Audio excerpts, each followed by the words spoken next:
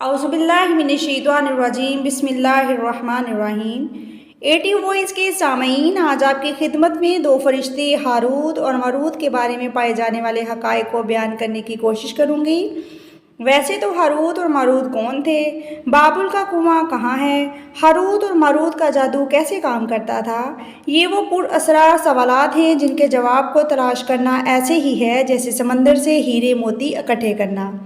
یہ ایک اسرائیلی روایت ہے کہ ایک دفعہ حضرت ادریس علیہ السلام کے دور میں آسمان اور زمین کے درمیان پردوں کو ہٹا دیا گیا۔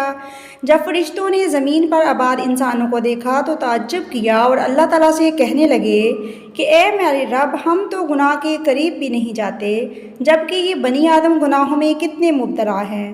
اگر ہم ان کی جگہ ہوتے تو کبھی نافرمانی نہ کرتے۔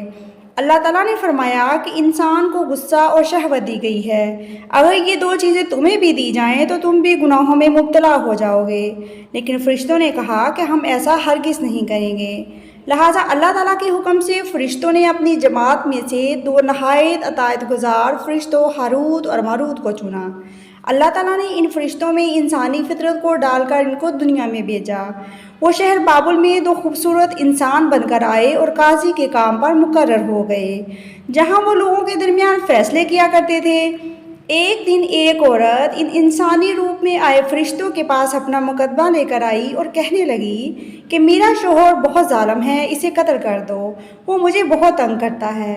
جب ہاروت اور ماروت نے اس عورت کو دیکھا تو اس پہ فدا ہو گئے، اس کی خوبصورتی اور حسن سے معروف ہو کر اس سے عشق کر بیٹھے اور عورت سے زنا کی خواہش ظاہر کی۔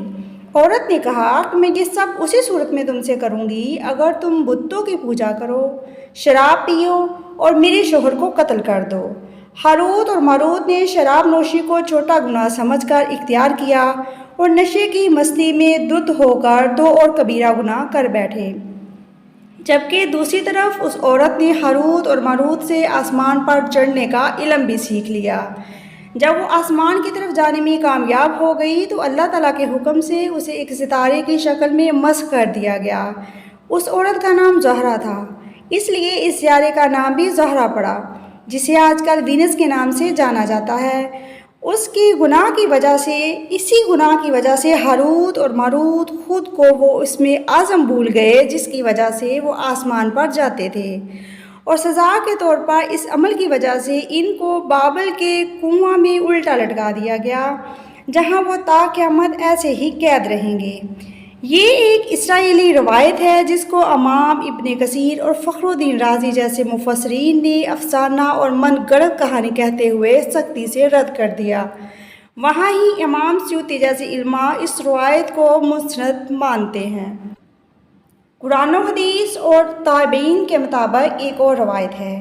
ہاروت اور ماروت اور کنواں بابل کے بارے میں ایک اور روایت جو بہت زیادہ بیان کی گئی ہے، جس کے مطابق روئے بابل اور نہایت تہذیب یافتہ علاقہ تھا، جبکہ یہاں کے لوگ باطل خدا کی پرستش کرتے تھے۔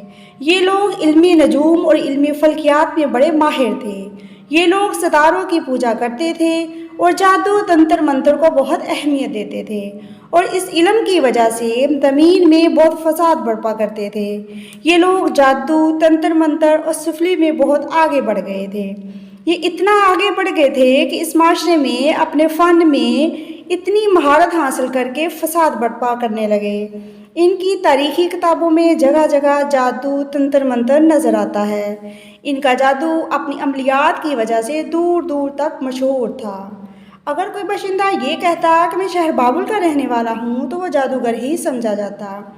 حضرت سلمان علیہ السلام کی جب حکومت آئی تو حضرت سلمان علیہ السلام نے ان لوگوں کو شرک سے روکا، ان کی سحر اور جادو کی کتابوں کو جمع کیا اور اپنی عظیم کرسی کے نیچے ان کو دفن کر دیا تاکہ اس پر فتنہ علم کا جڑ سے خاتمہ ہو جائے۔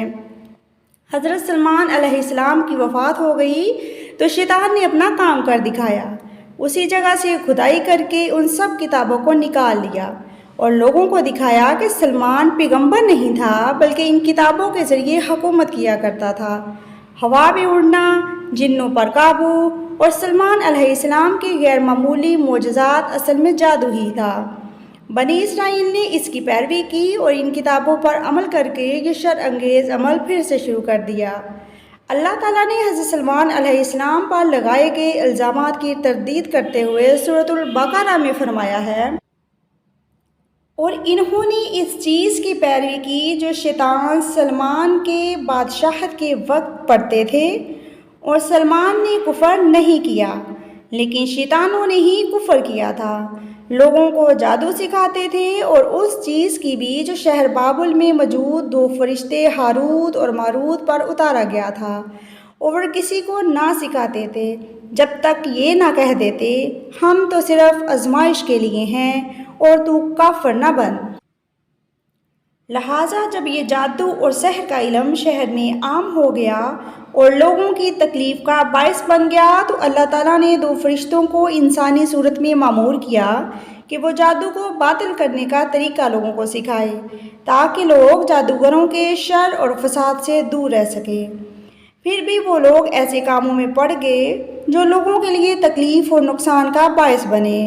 بعض عربی داستانوں میں اس کنویں کا ذکر ملتا ہے جہاں بہت سے لوگ گئے اور کنواں کے پاس جا کر ہاروت اور ماروت سے ملے اور جادو کا علم سیکھا۔ بہرحال اس واقعہ سے یہ سبق ملتا ہے کہ جادو ٹونا سفلی علم ناجائز اور شرکی عمل ہے، مگر یہ کہ اس کا استعمال فساد اور شر پسندگی کے خاتمے کے لیے کیا جائے۔ اے ٹی وائس کے ناظرین، اگر آج آپ کو واقعہ پسند آیا ہو تو اے ٹی وی کو لائک کریں، شیئر کریں اور زیادہ سے زیادہ سبسکرائب کریں۔ خوش رہیں اور خوشیاں بانٹیں۔